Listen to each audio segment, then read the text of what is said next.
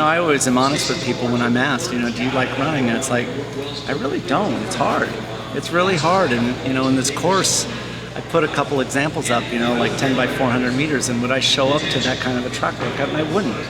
I think it lacks creativity.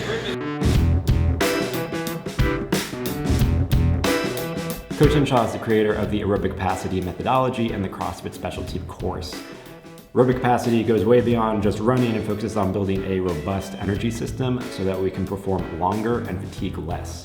I had a chance to take the course and it was excellent both for its blend of exercise science and its practicality with tools and techniques that you can take away from the course and put to use right away to improve your aerobic capacity. After the course, I had a chance to chat with Coach Hinshaw where we talked about the importance of maintaining various gears in our energy system, why running gets a bad rap in CrossFit, and bacon. Yeah, so end of the course, totally enjoyed it. It was super awesome.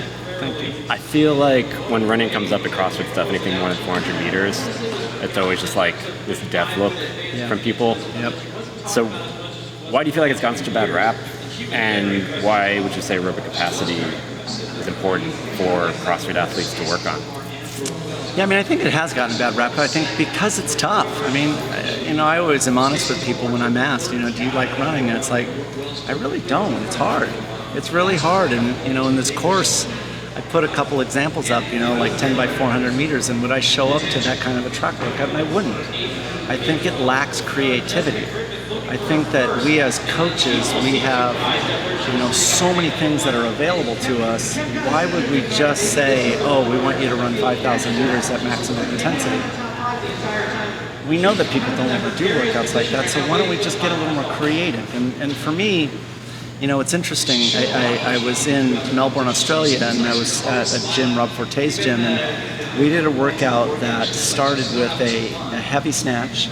And then what we did is the main workout was 7 rounds of 7 reps at a percentage of that heavy snatch.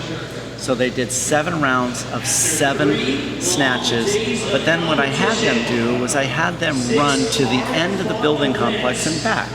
And it was roughly 150 meters down and 150 meters back.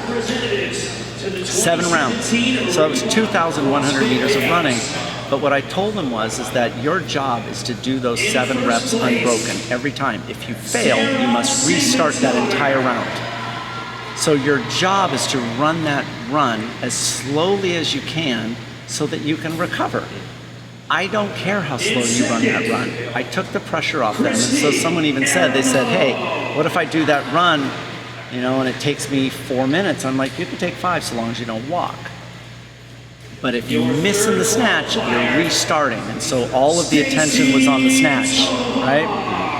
Well, so at the end of the workout, Rob and I asked, we said, there's 28 people in the class. We said, who knows how far we ran? And no one knew.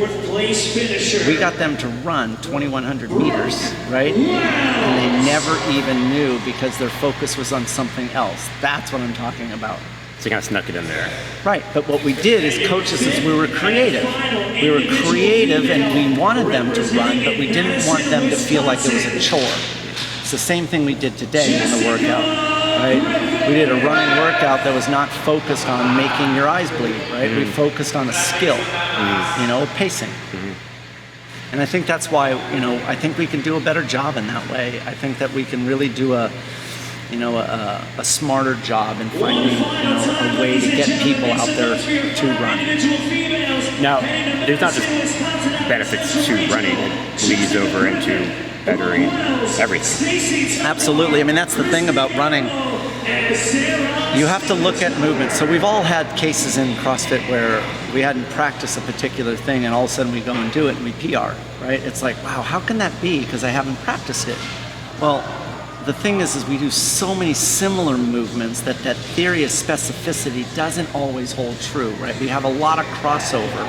The thing about running is that we do a lot of movements where we must support our structure in a similar way, right? So we do a jumping rope, right? We do singles and double unders. We do wall balls. We do air squats. We do squatting exercises, and they're very similar in movement. The thing about running, what it does is it actually allows us to build up capacity in the similar movement. And so when we end up doing, these other high volumes of thrusters, the running does have some crossover benefit.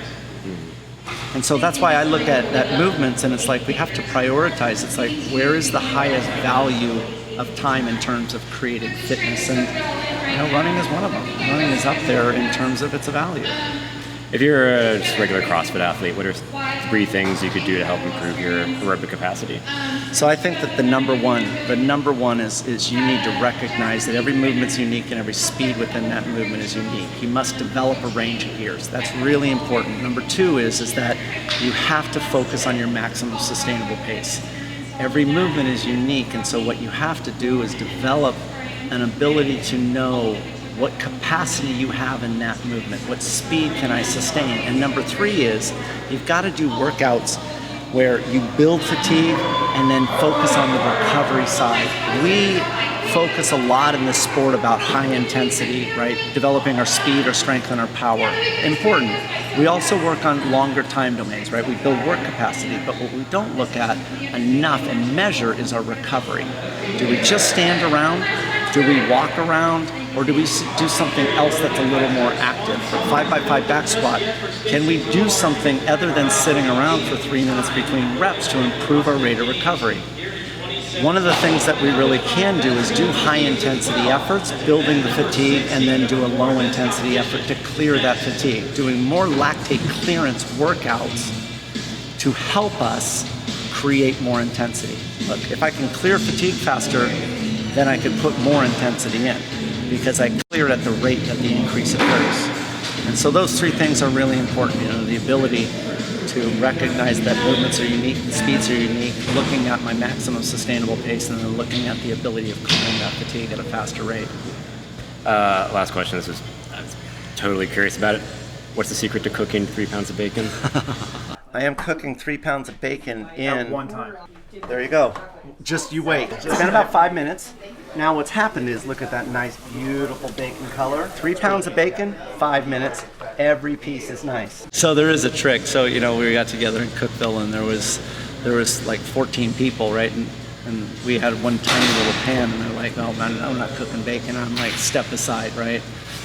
And I end up throwing 3 pounds all in this little tiny pan, and everybody's like, "You're gonna ruin the whole thing." And in reality, what happens is you throw it all into a pan, and essentially the bacon grease goes to the bottom, and you essentially deep fry all the bacon. So does it just end up filling up with a good amount of grease? Yes, and basically you're deep frying. You just kind of got to rotate and make sure everything gets in that grease and hits it up. Yep. Yeah, it's really actually a cool tip. Yeah. Awesome. Thank you so much. Thanks, this is man. amazing. Thank you very much. Thanks for watching. If you like this video, please give it a thumbs up. If you want to see more videos like this, click the subscribe button and check out newterritory.fitness for more tips and articles on fitness and nutrition.